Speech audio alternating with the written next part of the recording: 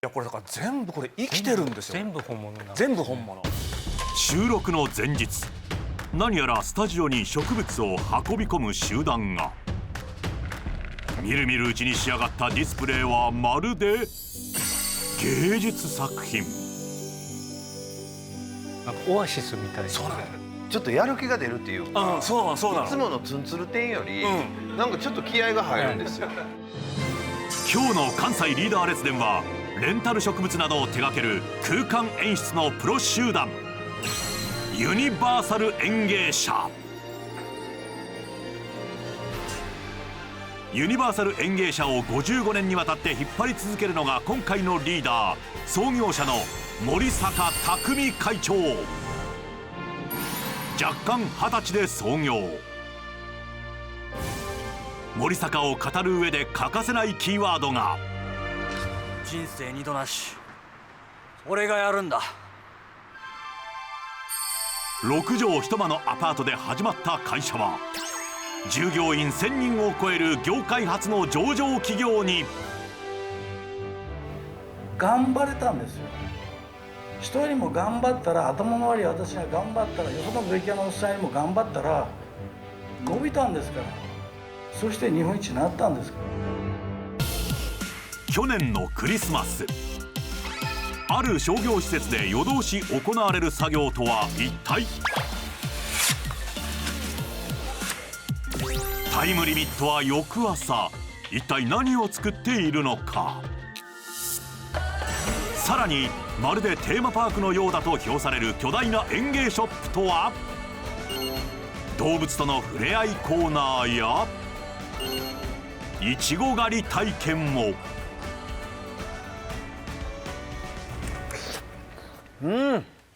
甘い。甘い。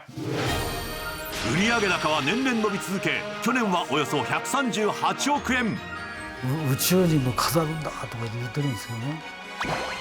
宇宙目指すは世界一。やがては宇宙進出も目論むユニバーサル園芸社の裏側に迫る。関西リーダー列伝、キーパーソンの成功秘話。早速今回のリーダーにご登場いただきましょう。ユニバーサル園芸社の森坂匠会長です。どうぞお入りください。よろしくお願いします。お世話になります。よろしくお願いします。お入りください。よろしくお願いします。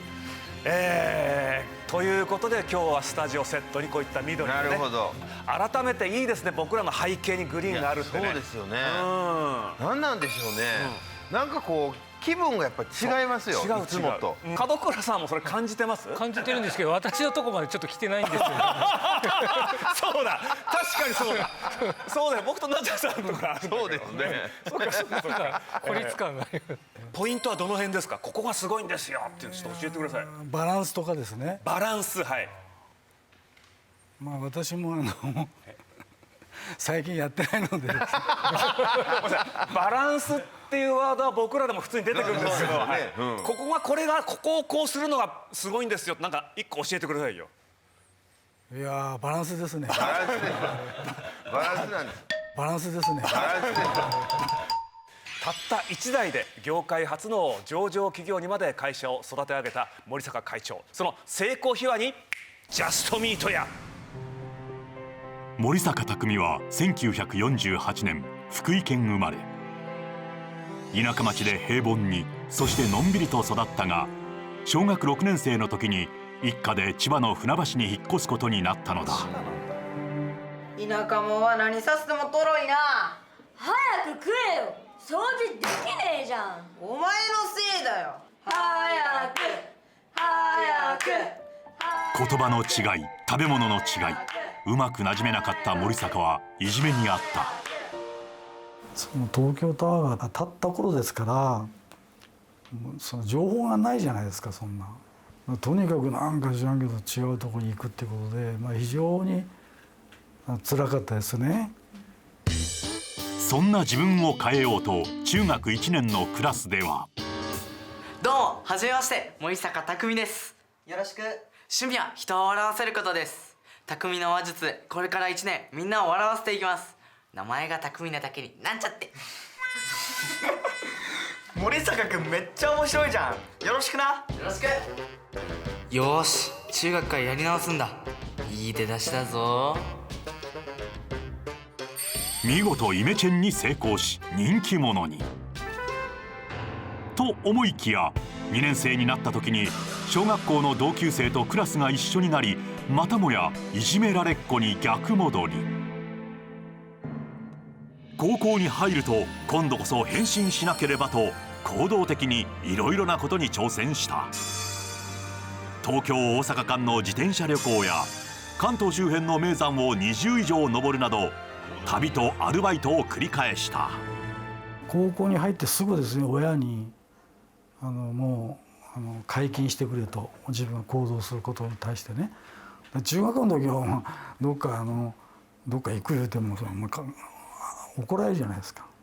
だから運動会とかなんとか一回も行ったことないしね、全部サボってどっか行ってますから、北海道無線旅行するとかね、お金ないけど行っちゃうという。でちょっとずる賢くもなりましたね。そんな高校時代、いつかは日本アルプスに登りたいな。でも関東でもまだ登ったことない山もあるしな。山もいいけど旅もいいかもな。南国九州とか。これはいくら時間があっても足りないな。ずっと一人でブツブツ何言ってんだ。でお前はどうするんだ。何がですか。4月からどうするんだ。4月。おいおいおい、もうすぐ卒業だぞ。もうすぐ卒業。やべえ、3年間勉強するの忘れてた。そして親戚の紹介で千葉県柏市の造園会社に就職することに。会社は独立したての29歳の社長とその弟、そして近所のおじさんと自分の4人だけ。森坂は誰よりも働いたが、あることがきっかけでここを1年で辞めることに。さてここでスタジオのナジャさんにクイズ、森坂が辞めた理由は何だったのでしょうか。10秒でお答えください。辞めた理由、通勤がちょっと遠かった、遠すぎるから違うかな。正解はおはよおはようございます。う。おはようございます。おはようございます。おはようってもう10時じゃねえか。修行開始は8時じゃないのかよ。そう辞めた理由は社長の社長出勤。社長が時間かかったね。この会社は8時始まりですよね。はは、俺朝弱いから。おるね、こういう社長ね。こんな会社1年で辞めたる。森坂は尊敬できるリーダーを求めていたのだ。18って言ったら理想が高いじゃないですか。自分の社長、使える社長にはかっこよく立派で尊敬する人でないと納得しないじゃないですか。妥協なんかしないですよね。退社した翌日には大阪に行って当時一番大きな園芸会社に就職した。しかしここでもお疲れ様です。5時ジャスト。公務員じゃないんだから。大阪で一番大きな会社といってもこれか。この小さな業界で尊敬できる人探すのは難しい。人生二度なし、俺がやるんだ。なんと20歳にして大阪茨木市にユニバース園芸を創業。これが今のユニバーサル園芸社に続いている。倉庫も温室も電話すらもない中、住んでいた6畳のアパートでレンタル植木を始めた。よーし、やるぞ。冬になると畳1畳で植木に囲まれて暮らした。やっと持てた俺の城。温室もまだないけど、ここから頑張って会社をどんどん大きくして成功する。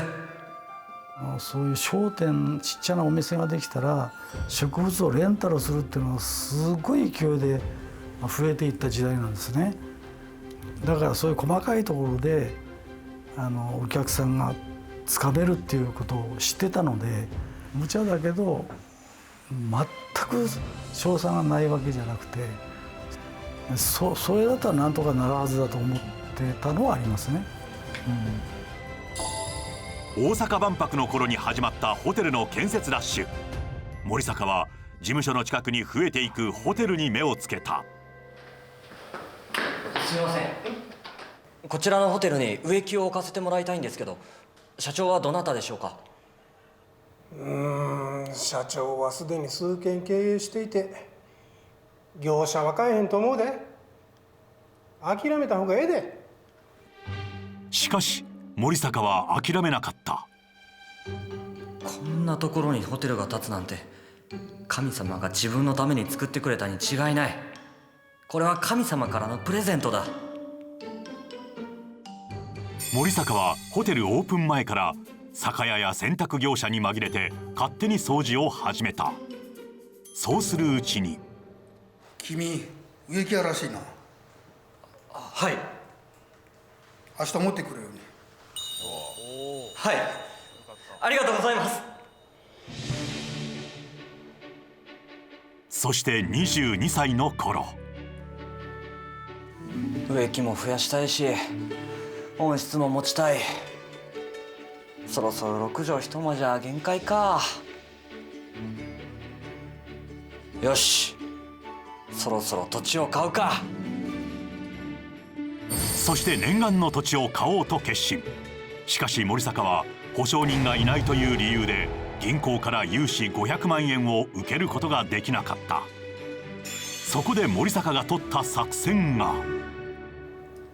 よしよし、これを順番に上から当たっていけば。作ったのは取引先のお金持ちランキング。なんとお客さんに保証人になってもらおうと考えたのだ。保証人だって私大阪独立してから2年半か3年、そんな親しい人いないから、結局はお客様しかいないわけですよ、知り合い言うたらね。そうして保証人になってくれたのは、あの掃除通いをして契約を取ったホテルの社長だった。いい社長と巡り合ったの。君なら信用できる。ほもし返されへんにやったらうちで働いたらええ。まあ豪胆ですな。今あなたがもう私非常に気に入ってますけど、5000万保証人5000万俺ちょっとようならんと思いますわ。融資を受けて700万円で土地を購入。すごい。そしてバブルが弾けた際には関東に進出。あえて不況の中の事業拡大を行うことでリスクを分散した。さらには60歳を手前に業界初の上場にも踏み切った。やっぱり人ですから、やっぱり人生に出しても怠け心が出ると思うんですよ。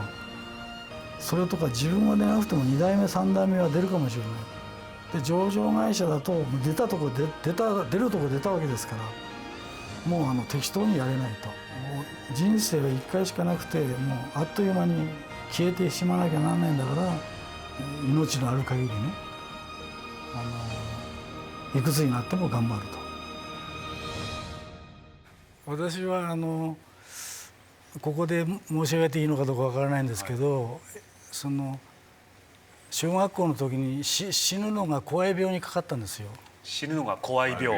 怖い。いつか自分があと何十年か生きたら死んでしまって、この世にもう影も形もなくなっちゃって、人類の歴史の中でこんだけしか生きられないということに対しての怖さですよね。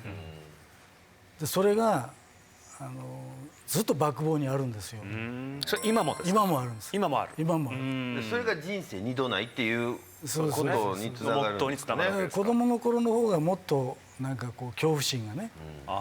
で今もあんまり変わらないんですけど、恥ずかしいじゃないですか。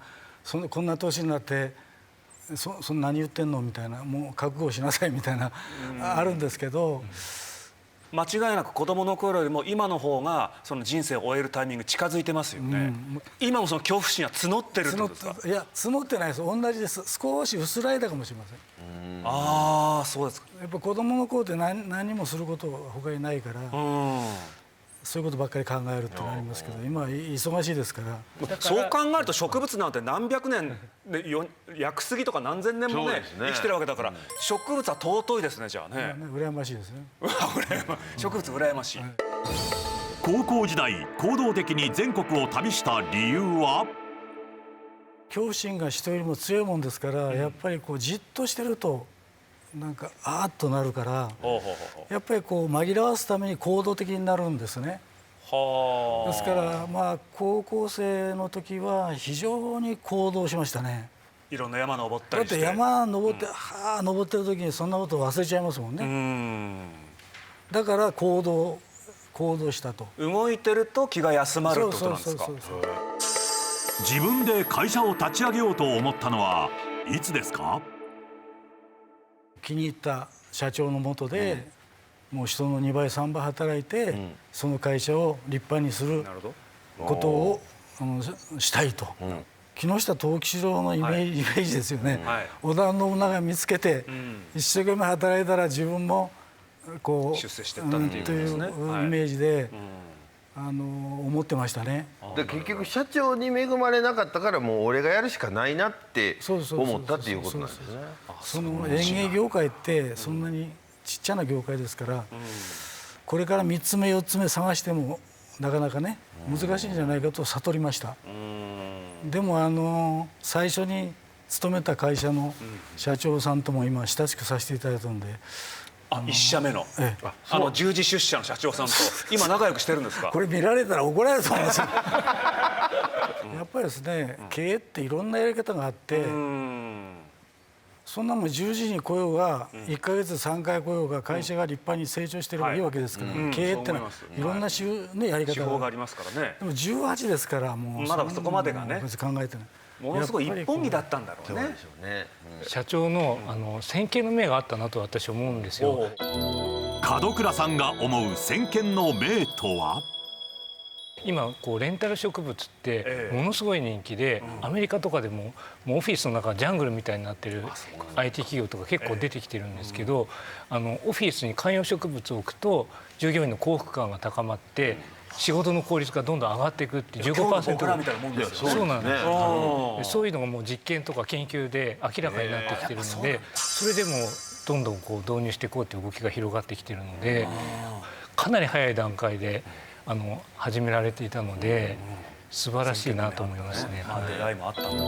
会長、20歳の時は何を考えていたんですか？6畳一間のアパートってわりかしこう床がそんなに頑丈じゃないだろうから、こう床が抜けるとかたわむとかなかったですか？それはなかったですね。なかったですか？ただVTR はちょっとパラパラパラでした。外に置くと冬観葉植物全部枯れますので、確かに1枚だけ置いて万年床引いて畳上げて、そこにもう3段積みぐらいですね。もうなんか生かしとけば春5月頃からは良くなるんですよ。生かしときたいと。なるほど。それでもう詰められるだけ詰めたって感じです。どうなんですか？当時からその会社がここまで大きくなるっていうそのビジョンは持ってらしたんですか？いわゆるその人生1回しかないんだと。だから何かでやっぱり頑張らないと生きがいがないんで、自分にはたった目の前のちっちゃな商売しかないと。そうすると当然その商売を発展成長させていくしか自分が生きたいわゆる生きがいっていうんですか、一回与えられた人生をですね、それが中途半端で終わったんではですね、何のために生まれてきたんやと思う。アホかって話ですよね。だからせめて大阪一ぐらいにはならないかんやろうと。それができたらまたもうちょっとこうっていうふうに なっていったということですね。ちょっと変な文化があります。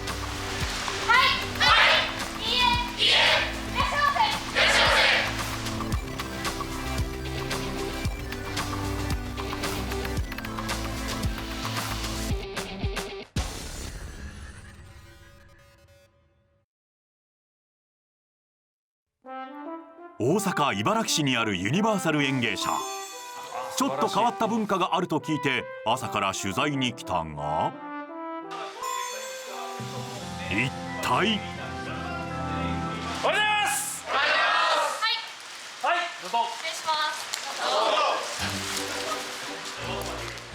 す。何やら手を挙げ前に出てきた女性。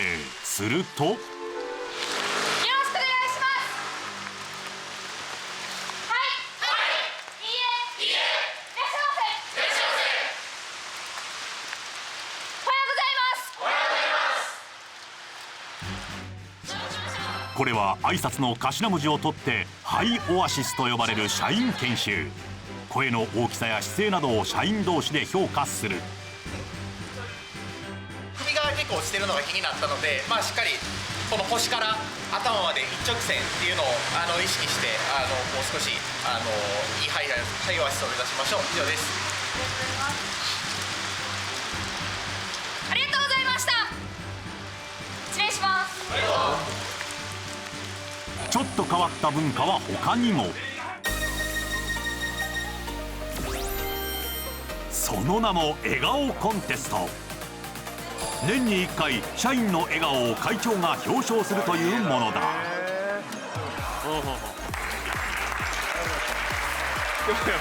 毎年やってんすかこれ。毎年10月に開かれる文化祭では全社員が1年の集大成として作品を発表。さらに登山やスクワット1000回をこなすという体力測定も。森坂会長、これらの変わった文化なぜ行うんですか？笑顔コンテスト、あれ毎年やってらっしゃるんですか？あれ審査員は会長なわけですか？私の独断と偏見で決めてるんですね。そうなんですね。でも社員がみんな笑顔の写真を、持ってくるわけじゃないですか。一番基準としてるこの笑顔がいいんだっていうポイントは何かあるんですか？人間味というかですね、ほのぼのと、いい人っぽいというか、特に海外とかどっかの出先、なかなか会う、やっぱり千何百名会えないでしょ、楽しいんですよね、その笑顔。ああ、なるほどね。その社員の顔を見るっていう。笑顔やから楽しいじゃないですか。そうですね。嫌な顔だったらね、あれ見たくないですけど、みんな笑顔写真ですから、それ楽しいんですよ。その優勝するトップに輝くと何かプラスアルファの報奨金が出たりするんですか？ですね、会長、社内イベントは優勝したらお金がもらえるんですか？いわゆるその金目当てでやるんじゃないんで。金目当てじゃなくて、あくまでも気持ちとして。そうですね。そうですね。気持ちとして。スクワット1000回しても何も出ないんですよ。それはそうでしょうけど、文化祭とかで優勝したら絶対何かありそうですよね。文化祭やったら1位は5万円だったかな。1位5万円。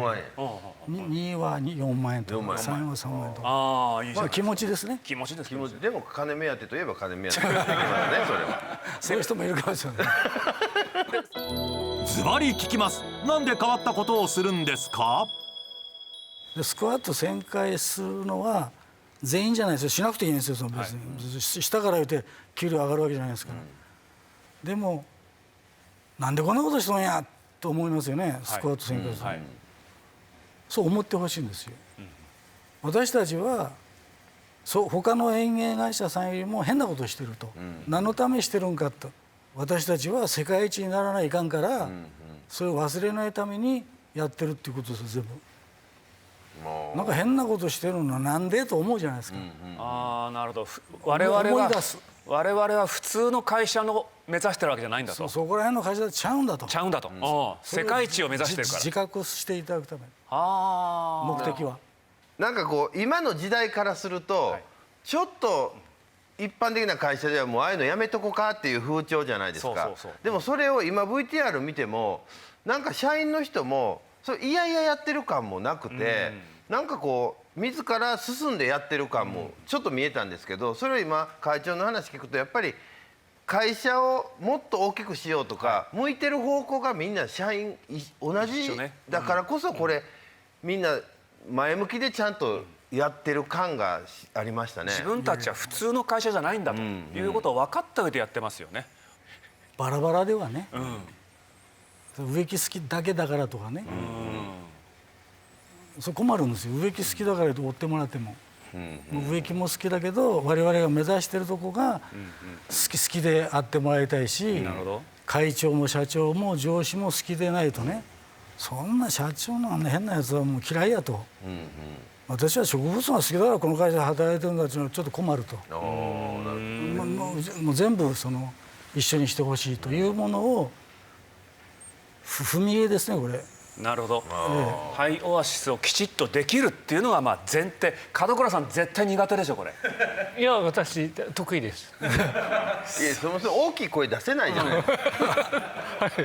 ありがとうございますって全力で言ってくださいよ。本当に狙わなくていいですから全力でちょっとやってみていただいてよろしいですか。頭も下げてましたもんね。そうこうやって。ありがとうございます。何かな。なんかわからないけどキャバクラのありがとうございますみたいな感じしましたよちょっと。それは全力ですか。全力です。はい。ナジさん違うよ。ナジさんパワーあるもんね。いや私いけますよ。ありがとうございます。おこれどうですか。これ OK ですよ。いいでしょ。いや普通これが門倉さんできないとダメなんですよ。統括ですから。もっと入ってきちゃうから白いエリア。ちゃんと映ってもらわないと。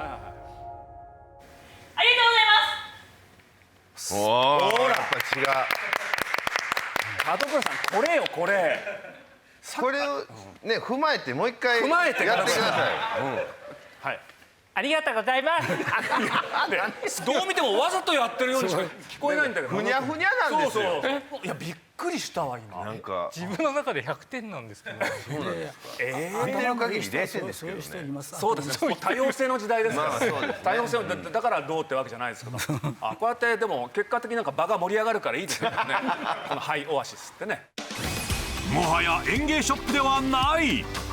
テーマパーク化した人気スポットに秘策あり。で果汁がじゅわーってね。ユニバーサル園芸社が運営する巨大園芸ショップ、その名もザ・ファームユニバーサル。色鮮やかな花がずらりと並ぶお花の森や観葉植物の森など植物ごとにエリアが分かれている。その品揃えは関西最大級、およそ3000種類の植物を取り扱っている。年間で40万人以上が訪れるまさに植物のテーマパークだ。お家に持って帰った時にイメージできるようなディスプレイっていうのをちょっとこう意識してやってますね。このザ・ファーム、大阪市内から車でおよそ40分、最寄り駅から徒歩25分という山奥にあり、広大な敷地には本社オフィスや子どもたちに大人気動物と触れ合えるコーナーも。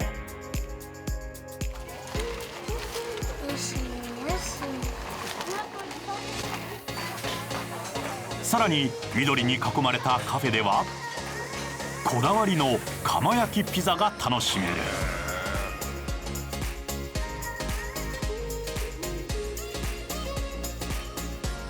自然豊かな環境と SNS 映えするおしゃれさが人気に火をつけ、コロナ禍には来場者数、売上ともに急増した。コロナ禍においてってことか。企業などへのレンタル植物が主な事業だったが、1996年一般客に向けた小売りを開始。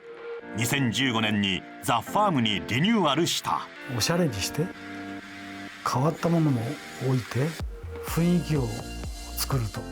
そしたらね、やっぱりSNS の世の中ですね。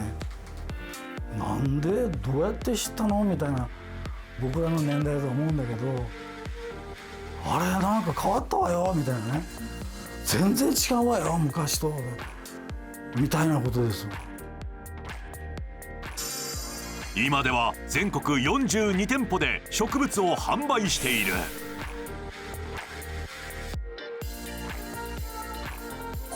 さらに季節限定で始めたのが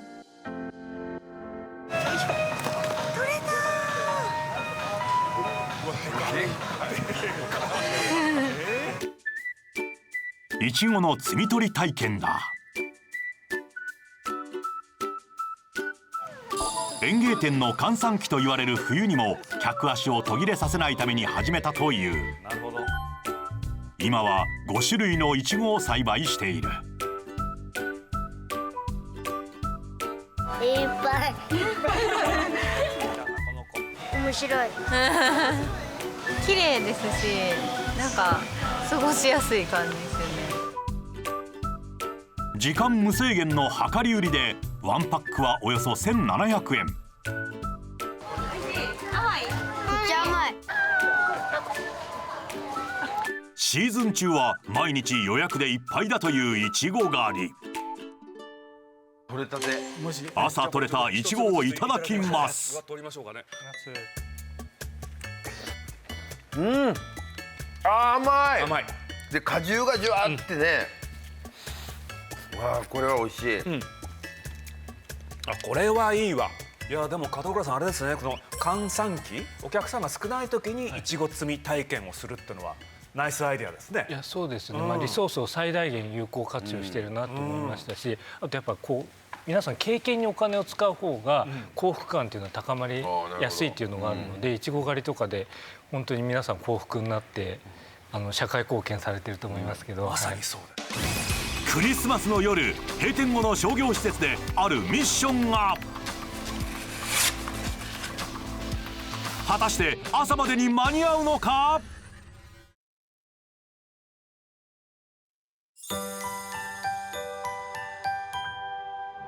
去年のクリスマス、キラキラと街を彩るクリスマスツリー。大阪難波の商業施設にあるこのディスプレイはユニバーサル園芸社が手掛けたものだ。たくさんの人が足を止め写真を撮っている。クリスマスっぽくてめちゃくちゃ映えとかかわいい。午後9時、ディスプレイの周りに人が集まってきた。夜遅い作業になるかと思いますので、事故怪我ないように気をつけながら作業をお願いします。本日よろしくお願いします。お願いします。人通りが少なくなった12月25日の夜、早速クリスマスツリーを撤去する作業が始まった。こういう系から上持って上がってもらって、でトラックの荷物をちょっと下ろしていく感じでお願いさせてもらっていいですか。すみません。この現場を仕切るのは装飾担当の山下香奈さん27歳。入社5年目だが先輩社員にも指示を出す。実はユニバーサル園芸社には若い社員がかなり多い。従業員1043人のうち 54% が20代というから驚きだ。そしてクリスマスツリーの撤去と同時に行われるのが正月飾りの搬入だ。一夜にしてディスプレイをクリスマスから正月に変身させるという。独特なもんだよねこれね。アメリカとかはずっと年越ししちゃうからね、ツリーのまんま。今回作るデザイン案がこちら。巨大な松や竹を使い華やかな生け花を作り上げる。すごいねこれ。外国の方がすごく増えてきてるっていうので、パッと見て日本のお正月っていうのを分かってくださるように結構ボリューミーなインパクトが残るものを提案させていただきました。クリスマスツリーがあった場所に畳のような土台を設置。その上に大きな鉢を置き、まずは緑でベースを作っていく。ここで組み立てるの。実はユニバーサル園芸社には国家資格である園芸装飾技能士の1級を持つ従業員が現在53人もいる。植物を使った空間演出のプロ集団なのだ。外から持ってくるわけじゃないんだ。花を生けるのは製菓担当のスタッフ。裏面どうしたらいい？裏面も正面から正面に見える。じゃあ結構花いるやんな。花入れますね。本物の花を使うため枯れないようスピードが求められる。それぞれの形を見極め花を生けていくのはまさにプロの技。ほぼ狩矢崎省吾さんですよね。花材を見て、一応構成しながら刺してるっていう感じですかね。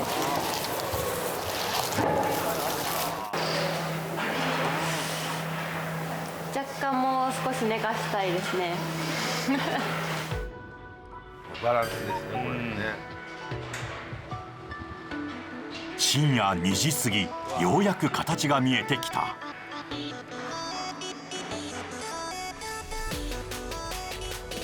とここで山下さん、なぜか発泡スチロールを切り出した。これは一体。実はこれ苔をかぶせて作る即席の岩苔。言われてもわからないほど見た目は本物そっくり。知らなかった。なるほどなるほど。すごいな。面白いこれ。こうして作業開始からおよそ8時間。2024年の門出を祝う華やかな正月装飾が完成した。クリスマスディスプレイと比べるとご覧の通り全く違う雰囲気を演出している。準備もそれまでにすごい時間をかけてやってますし、やっぱりこうやって飾って目にするとああやってよかったなっていうふうに思うので、すごくやりがいに感じますね。はい、目指すは世界一の園芸会社。そしてやけくそで宇宙にも飾るんだとか言ってるんですけどね。業界初の上場企業ユニバーサル園芸社。率いるのは創業者の森坂匠会長。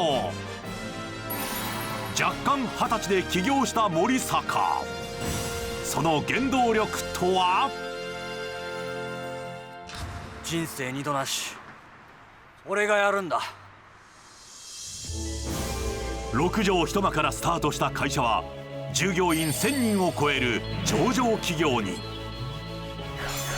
商業施設のシーズンディスプレイやオフィスや施設に植物を飾る空間デザインで好評を得て業績を伸ばしてきた。事業の大きな柱の一つ、レンタル植物に同行させてもらうことに。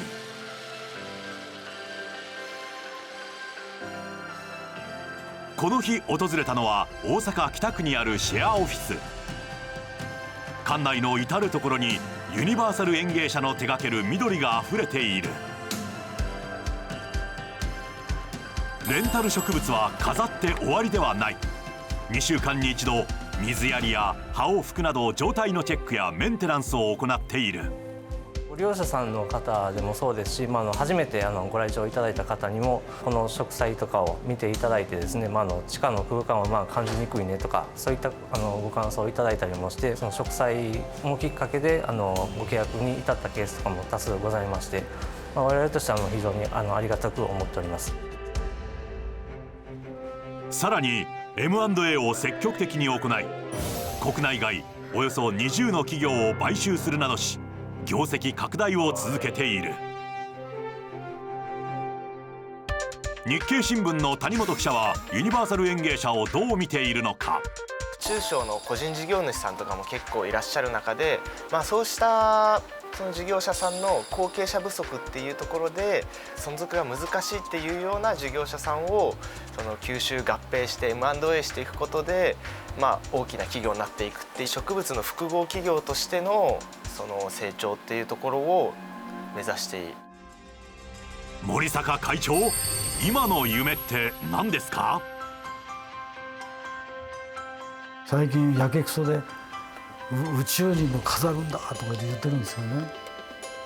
実際入ってきたら全然宇宙の部のにもないような仕事するんだけど、そういうのって大事だと思うんですよね、夢っていうか。だからまだまだいい会社になりますよ、うちは。クリスマスから正月にさ一晩で買えるわけでしょ。いや時間で作品を作れるっていうなんかもう芸術作品見てる感じもしましたし、しかもそれを短時間で一晩であれだけ作るっていうのがやっぱ社員の人のこう連携プレーとかもきっちりできてないと多分できないでしょうね。苔の下は発泡スチロール。今日もこれもそうなんですかこれ。そういうことなんだ。僕苔結構好きなんでね。この人どうなってんのか土持ってんのかなと思ったけど発泡スチロールなんだ。発泡スチロールか。はは。そうすると撤収もしやすいわけですね。なるほどね。でももう土ですよって言っといた方がいいんじゃないですか。先ほどビデオの中に宇宙っていうワードが出てきたんですけど、あれどういう意味なんですか？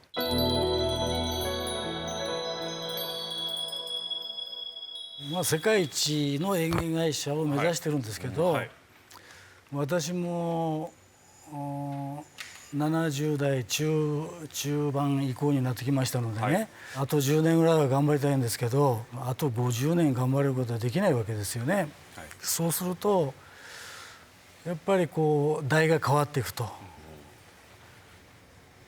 やっぱりそのエネルギーがこう下がっていったら困ると。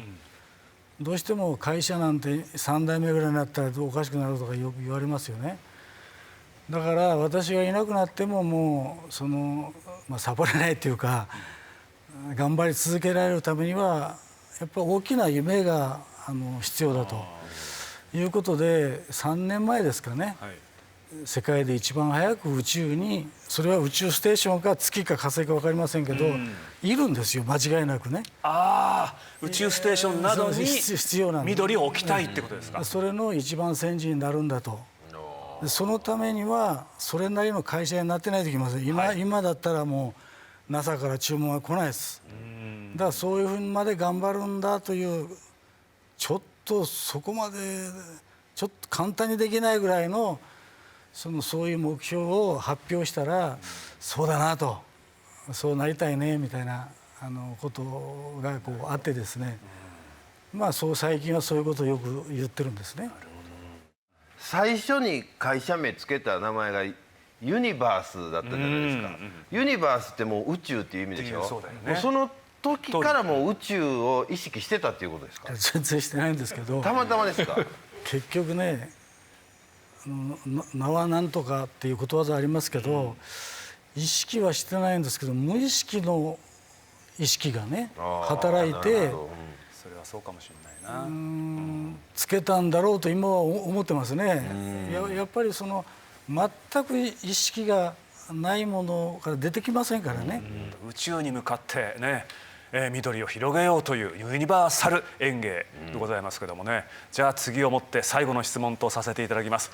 最後の質問です。森坂会長が考えるリーダーに必要なこととは何でしょうか？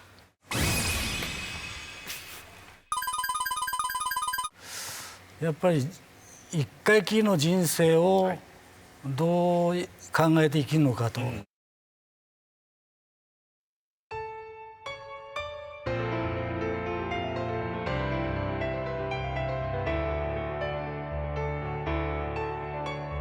次をもって最後の質問です。森坂会長が考えるリーダーに必要なこととは何でしょうか？お願いします。人生二度なし、やっぱり一回きりの人生をどう考えて生きるのかと。でやっぱり多くの中小企業がある程度の規模になって自分が楽をできるようになったらそこで辞めちゃうと。それはちょっともったいないと。やっぱり命ある限り自分のやってること、皆さんいろんなことをそれぞれの世界でやってらっしゃるんですけど、その世界で精一杯やってなんか形を残すんですかね。そういう人がリーダーじゃないのかと。人生二度なしという言葉でうちの会社は創業したし、人生二度なしという言葉でここまで成長できたし、そういうふうにやっていきたいと思っているということでございます。これです。やっぱりなんだろうな、緑があると人間の気持ちが変わりますよね。だからこれまでのその白バックも確かにシンプルでよかったんですけども、ここに緑が加わることによって人の心の何かがちょっとこう豊かになるっていう部分があるんです。やっぱり我々動物なんだなっていうのを強く感じました。だから逆に言うと、どんどんこの AI の社会 IT が進むことによってもっともっと緑の需要が高まっていくんだろうなっていうことを確信しましたね。とにかく人生二度なしってことですから、我々もですね、私もですね、それを心に強く念じて、とにかく毎日毎日美味しいものをいっぱい食べたいというふうに思っております。この番組をもう一度ご覧になりたい方は TVer で、 YouTube チャンネル大阪ニュースでは全ての放送回を見ることができます。次回の関西リーダー列伝は、人の役に立つをモットーにチャレンジし続ける国用黒田秀邦社長。あることで世界一を目指す黒田社長が描く国与の将来像とは。